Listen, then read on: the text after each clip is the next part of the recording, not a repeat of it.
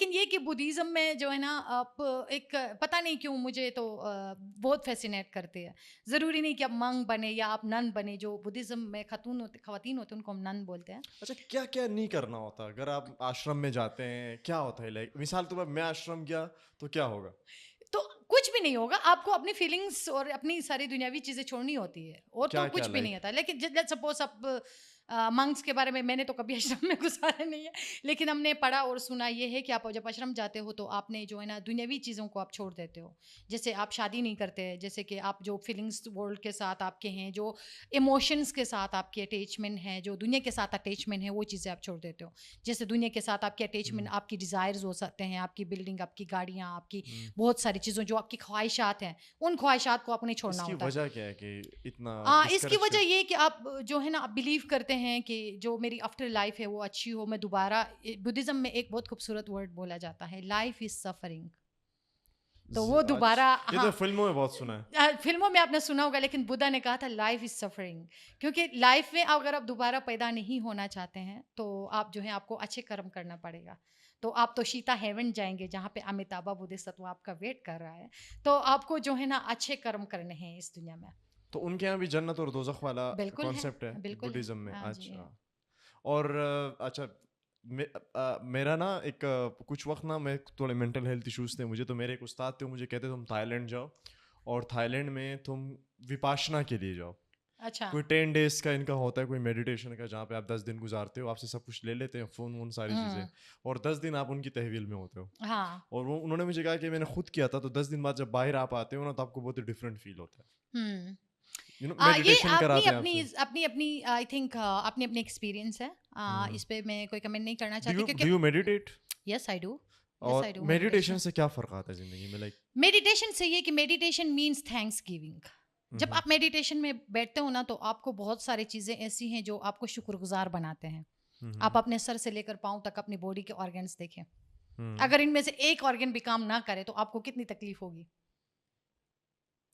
کبھی آپ نے اپنے سانسوں کے لیے شکر ادا کیا ہے, کبھی آپ نے اپنے ناک کے لیے, آنکھوں کے لیے, آئی بروز سے لے کر سر سے لے کر پاؤں تک جو آپ کے آرگنز ہیں, آپ نے کبھی ان کے لیے شکر ادا کیا ہے؟ Meditation is that. آپ کو اپنی باڈی کے ایک ایک چیز کا شکر ادا کرنا ہے. آنکھیں بند کرو, اس باڈی کے ایک ایک پارٹ کو فیل کرو اور اس کا شکر ادا کرو, پھر آپ کنیکٹ ہو جاؤ یونیورس کے ساتھ. میں نے بھی آپ کی طرح, میں بھی بہت سارے ڈپریشن میں, تقریباً یہ 2023 میں میں نے میڈیسن لینا چھوڑ دیا ہے. میں تقریباً 3 سال میں میڈیسن لیتی رہی ہوں. میں ڈپریشن میں بھی تھی, اور پھر جب مجھے ریئلائز ہوا کہ میں کتنے ناشکر ہوں, جو چیز میرے پاس ہے اس کا میں شکر ہی نہیں کر رہی ہوں. تو دین ابھی جب بھی میں اٹھتی ہوں صبح, میرے پاس بے شک ٹائم نہ ہو, میں لیٹ اٹھوں یا جو بھی ہو, میں 5 منٹس کے لیے ضرور خاموشی میں بیٹھ جاتی ہوں to thanks for the whatever I have. اور یہ آپ کو میڈیٹیشن آپ کو یہ سکھاتا ہے کہ آپ کی پلاننگ سے, جو جس بھی سپر نیچر کو آپ مانتے ہو اس کی پلاننگ اچھی ہے. Just believe on that. جس اپنی کوشش کرو and believe on your destiny. What ever plan for you is better than your planning.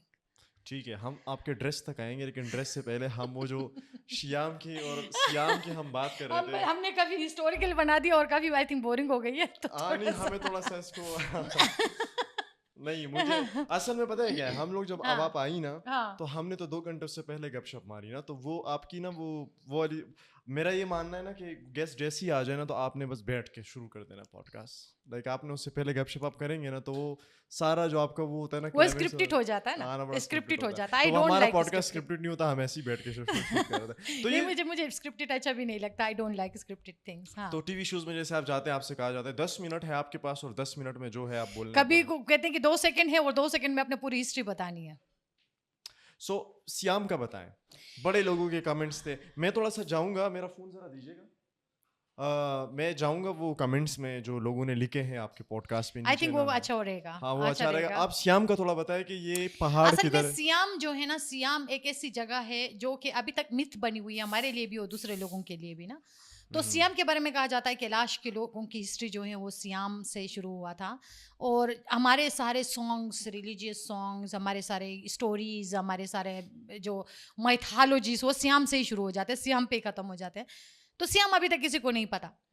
تو سیام کے بارے میں کہتے ہیں کہ یہ تھائی لینڈ کا نام تھا, جو کہ تھائی لینڈ میں ابھی بھی ہے, ایک سٹی ہے اس کا نام سیام ہے. صحیح ہے. ہاں, تو میں نے میرے کچھ تھائی دوست, جیسے کہ میں نے بتایا کہ مجھے یہ, میں I am really thankful to my director and my department کہ انہوں نے مجھے یہ موقع دیا کہ میں بدھسٹ سائٹ پہ کام کروں. تو میرے بہت سارے تھائی لوگوں کے ساتھ جو ہیں واسطہ ہوا, تو ان سے بھی میں لنک میں ہوتی ہوں, میں ان سے بھی پوچھ رہتی ہوں کہ سیام کیا ہے اور کس طرح سے ہے. تو مجھے کوئی لنک نہیں نظر آئی سیام کے ساتھ ہماری. باقی کہتے کہ یہ نورستان میں کوئی جگہ ہے, خاص جگہ ہے وائیگال کے سائڈ پہ, تو اس کو سیام کہا جاتا تھا. تو آئی ڈونٹ نو, ابھی تک نہیں پتا, لیکن میں نے اپنے ماں کو کہا کہ میں سیام کو ضرور ڈھونڈوں گی اور جس دن مجھے ملے گا ہم دونوں سیام ضرور جائیں گے. تو